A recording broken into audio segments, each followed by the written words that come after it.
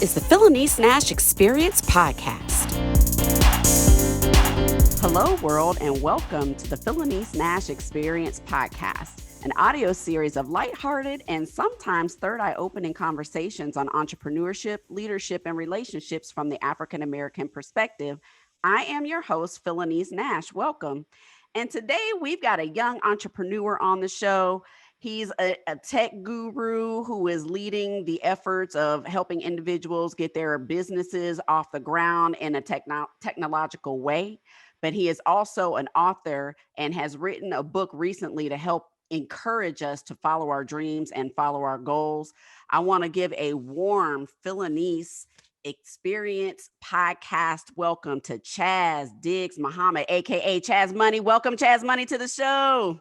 Woo! Chaz Diggs, hello. How are you today? All is well. All is well. Another day, another blessing.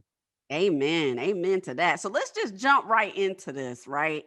We met on LinkedIn, I think, and I was intrigued by your book and some of the things that you were doing. So when we chatted, I was happy to hear about the fact that you are a multi-entrepreneur, and you're a family man, and you're holding all this down while promoting your new book. So tell us a little bit about Chaz, your origin story, how you got into technology, and how you ended up writing this book. Oh man, well, okay, well, as far as the technology go, I wouldn't call myself a guru. It's just more so just learning, where we at in the world now. You know what I'm saying? So everything, I did grow up in the MySpace era and things of that nature, but that's where everything is moving towards, just online. And the pandemic was a great example of, if you're not only in these online spaces, it's going to be hard to kind of get your brand out there to reach clients and reach customers and everything of that nature. So when it came down to the book, though, it was more so the ups and downs, me telling my story, a little bit of the ups and downs of being an entrepreneur. When you first start out, is every month is not a good month, so to speak. You know what I'm saying? You have your trials.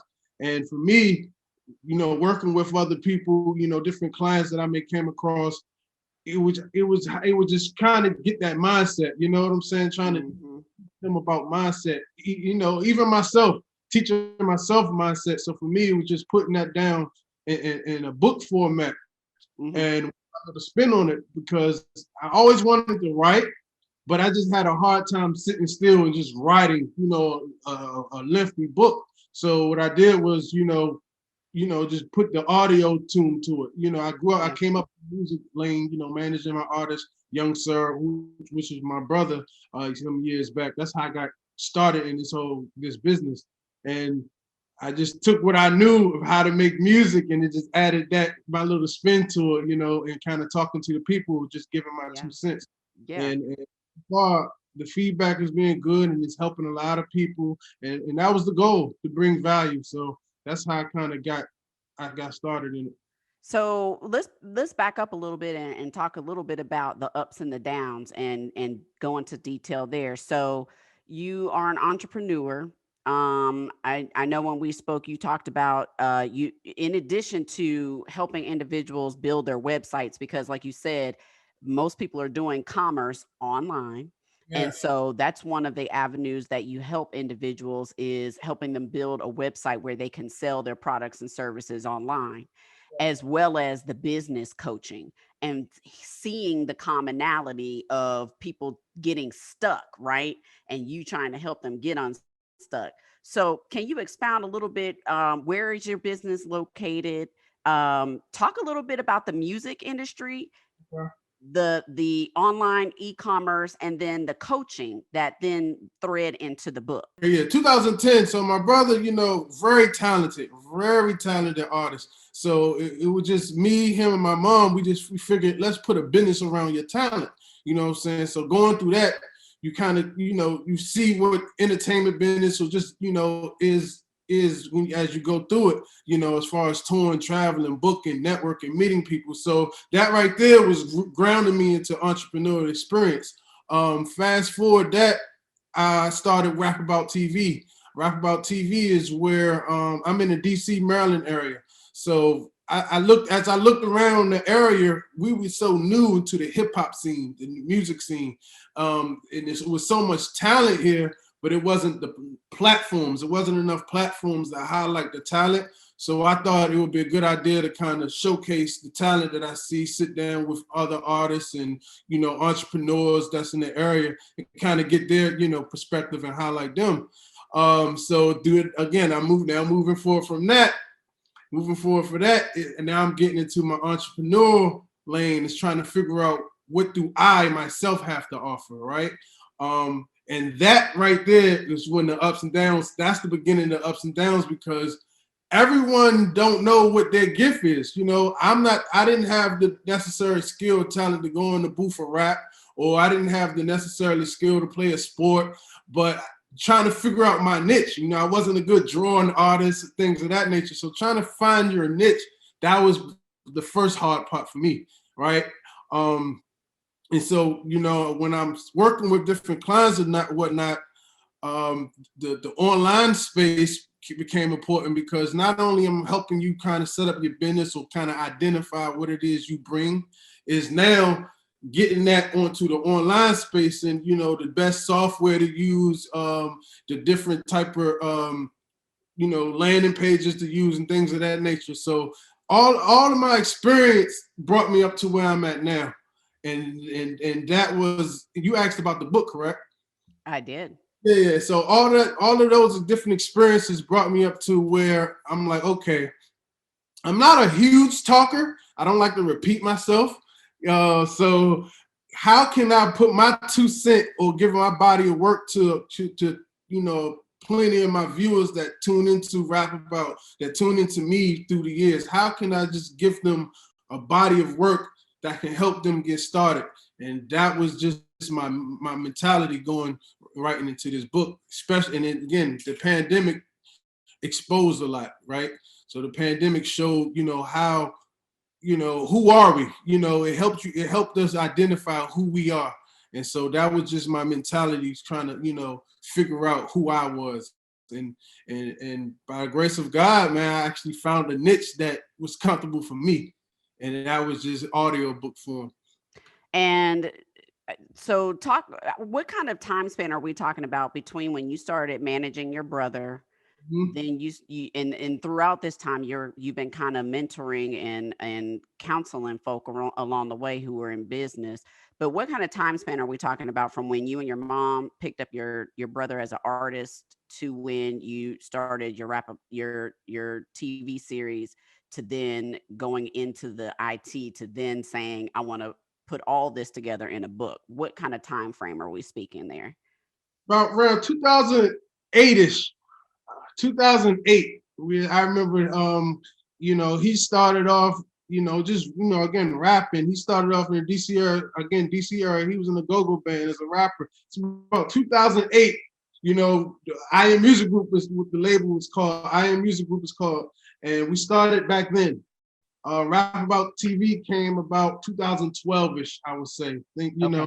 And I've been doing that since then. But along that, as you know, when you just start putting action in and start doing, different opportunities come your way. So as I'm doing a Rap About TV show, I'm meeting, folks that's just, that's in the audience that's watching. I'm hearing their stories, and I'm getting asked, for advice here. So through the years, I never put myself out there as someone who does this, but I would get, people come up to me, or you inspire me, or how can I get started, or how can I get in a similar lane as you?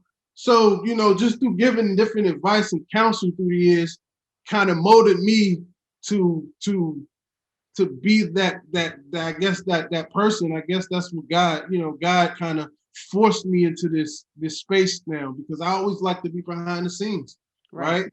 But God is telling you, if you got a knowledge, you have an experience, share it, and because I'm spiritual, so I know it's like almost a sin if you have a knowledge and you don't share it. You know what I'm saying? God doesn't play with that, because now the blood is on your hands if, your people, perish for the lack of knowledge, but you had the knowledge, you didn't share it, then now the blood is on your hands. So I have to voice, what I know, and I have to share what I know to the world. So that's just kind of been my journey. But yeah. So, what is it that you're sharing with us? What is it that's in this book that you have come to know that you have to share? What is that? Mindset.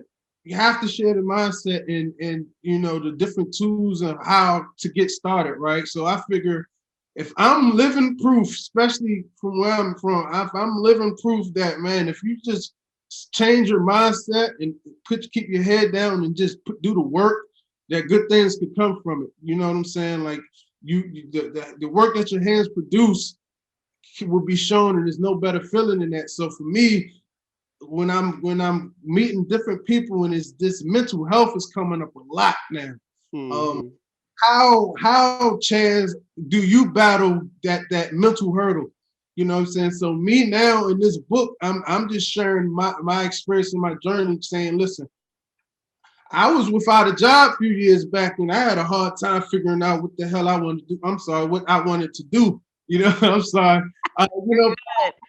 I've been there when, I had that doubt, I had that fear, I had that confusion of what to do. And for me, because I was able to figure it out, and I'm able to see the fruits of my labor, here's how I did it. You know what I'm saying? I kept my faith, and I kept my head down, and I just kept producing and being productive. And so I just want to kind of share that in this book. So let me ask you this. So, my show deals with entrepreneurship and leadership, and it definitely sounds like you're an entrepreneur and you are a leader. The third aspect to this show is the relationship piece, right? You talked about family, you talked about struggle. How did your family play into helping you get through these? Because we don't get through these things alone. Just like you're helping people now, someone had to help you along the way. Was it your wife? Was it your children? Was it your mother? Was it your brother? What was your dynamic like, and who helped you? Yeah, definitely. All the above. At the end of the day, my family. So I have a small family though. So my brother, my mother, my little sister, but more importantly, my wife, because me and my wife, we in the house every day, especially during the pandemic, and we're trying to build something. Not only just a healthy relationship, we're trying to build an empire.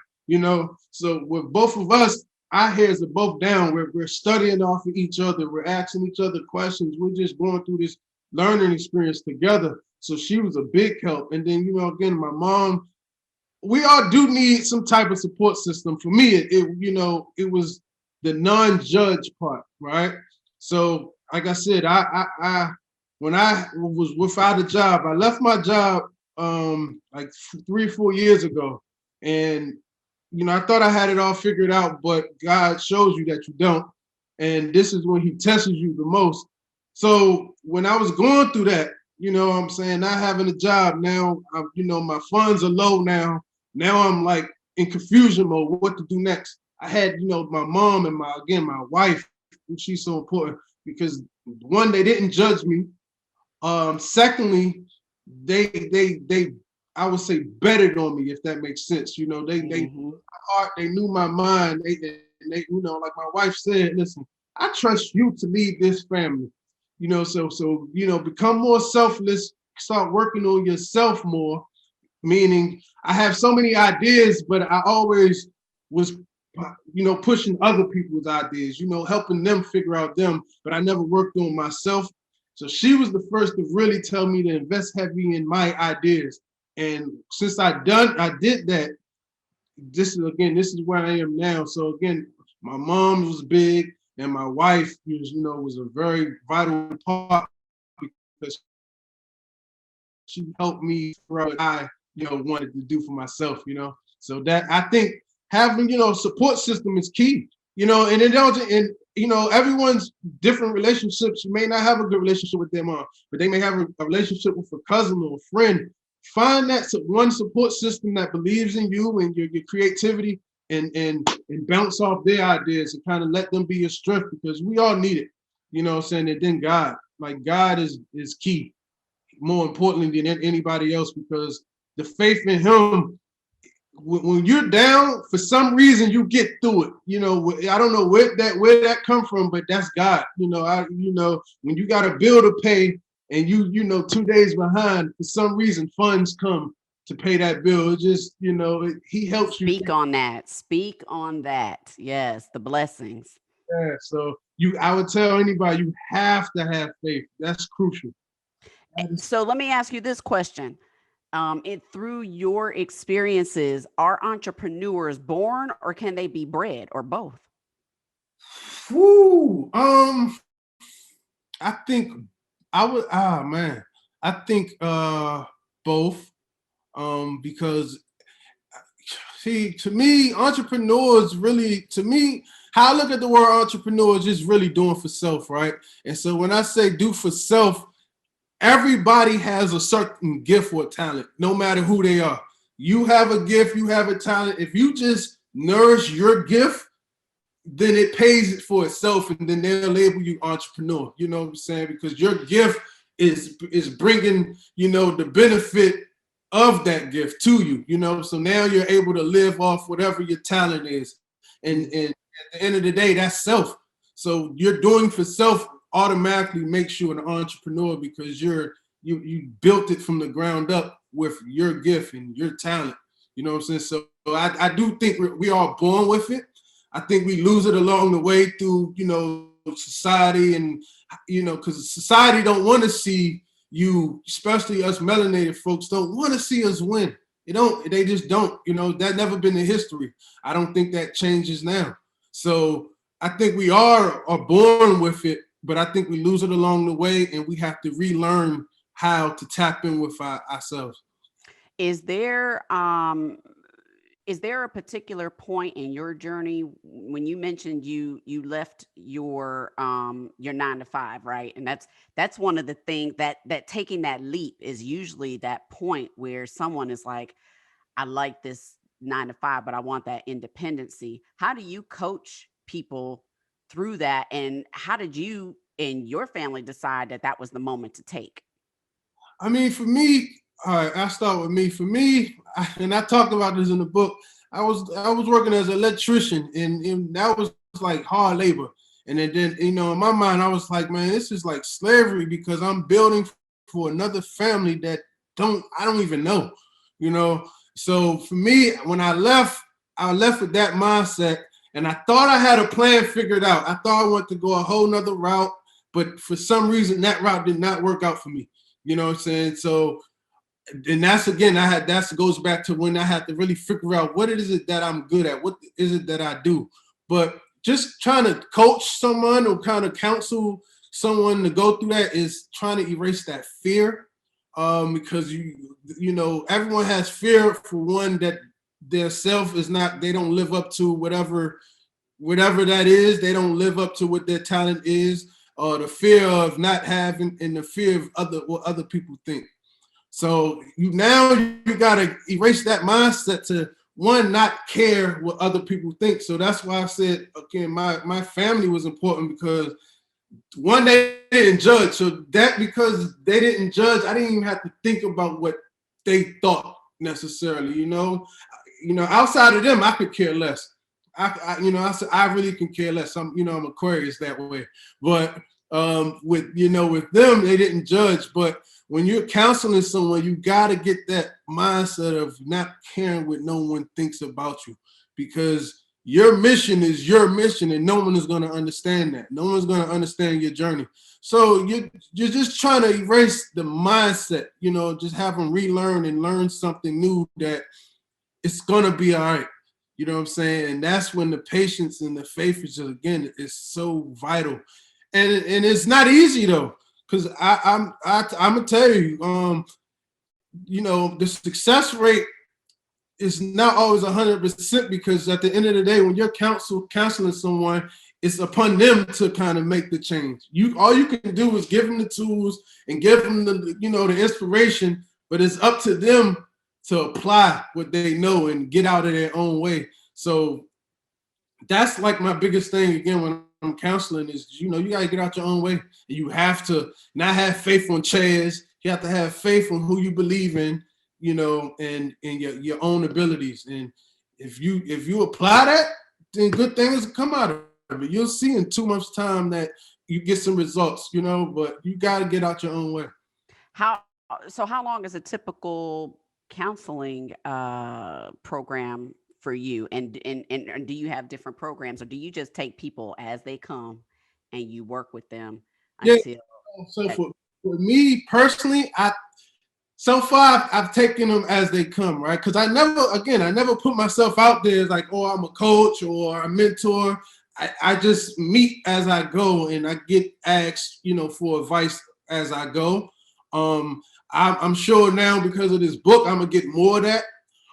But as far as me and my wife now, we do have a company where we do help, small businesses, package their knowledge. But with that, they already come in with the mindset. They just need to know how can I got my business kind of set up. How can I just shift it from brick and mortar and online space, a digital world? You know what I'm saying? So when it comes to with that, they already have the mindset. But the mentoring and counseling that I get along the way that's the biggest hurdle, is changing that mindset. So I think with this book, just listen to the book. And I already got feedback saying, this book helped me out. It helped me figure out what I want to do. I started this business. So now this is why I'm saying this is my niche right here. You know what I'm saying? This yeah. is So let's dive into the book. It's an audiobook. What's the title? The Bird by the Door. The Bird by the Door. Why did you title this The Bird by the Door? What's that mean? Oh man, so it's so many different hidden meanings behind it. But again, I think this was divine, because everywhere I would go, I would see this red bird, right? I not in the my front porch. When I'm sitting out there, I always see this red bird come fly and sit kind of like, again, near my door. But everywhere I go different places. I've traveled, and I always see this red bird. I never understood what it meant. And one day it just hit me when I was kind of jotting down some ideas. Like, man, this could be my book, The Bird by the Door, right? And me, I grew up in the nation. And so the Honorable Minister Louis Farrakhan is like my biggest example. And to me, because it changed my life, right? So when I say the bird by the door, the door, if you look on the cover, is opening, it's light, is the gateway to what everything we claim we want. And the bird represents the manifestation, or the example, or the message. A bird represents a message. And the example that we've been given for so long has been do for self. Do for self. And that was the bird. That was the message that's in front of the door. Like, if you just do for self, believe in yourself, and nourish your gift, then you can get through this gateway, that this door that would lead to whatever we claim we want. A peaceful life, happiness, pursuit of happiness, all of the above. So that's kind of the message that I wanted to kind of portray with the cover art and the book. So the bird being the message, and the door is the gate, the doorway to the things we say we want. Right, right. So do for self. I like that. I like that. So we're getting close to the end of our time, but I want to make sure that everyone who's listening and watching, my audience, is aware of how they can get in touch with you. So if they are looking for coaching, or if they already have a business plan and they need assistance in translating that to an online platform, and if they want that book, tell us where we can find you and locate you and get those things. That's definitely everything. Chaz DL, CHASDELLE. You could Google me, chazdl.com. All my information is there. Social media platform, ChazDL. You can DM me, reach out to me. I'm available. And then again, Face the Agency. facetheagency.com. If you already have a small business, you just kind of need help setting up your store, your Shopify's, your website, things of that nature, reach out to me. Again, Chaz DL and the bird by the door. Make sure you get that straight through the site too. I didn't do no different, iTunes or that. I wanted you to get it straight from me, so you can have it as your own. Again, the bird by the door. And I thank you for having me too. Man, I thank you for accepting the invitation and also just giving us that energy, because a lot of times there are folk who are down, they are stuck, they have some fear. And to hear that energy from you and the possibilities and the ups and the downs really inspires other people. So, Chaz, thanks again for stopping on the show. And I just want to make sure that everyone knows that all of Chaz's contacts and social media links and the links to the book will be in the show notes. Also, make sure I want you to check out all episodes, season 1 and season 2 of the Phylanice Nashe Experience podcast on your favorite podcast platform, including Amazon and iTunes. And also check out the Phylanice Nashe Experience YouTube channel, where you can find the video version of this interview and all previous interviews. Make sure you subscribe while you're there. And then also follow me on social media, Phylanice Nashe, at Instagram, at Facebook, and also on LinkedIn. Thank you very much, Chaz. I have appreciated it. No problem. I just wanted to say one last thing. If you Yeah, go ahead. struggle is ordained, if you're not, if your path is not hard, then something is not right. So just for everyone to know, enjoy the process, because the struggle is going to be what's going to sell at the end. That when you that story or that struggle, that hardship you go through, is what is going to bring fruit to your life at the end. So enjoy the process, and remember, struggle is necessary for anything that's good worth having. Thank you for that. And with that, I'm going to let that be the last word for this episode. Everyone, take care, stay safe. COVID is still out there, so can't stay masked up and get your vaccine. See you on the next episode. Peace.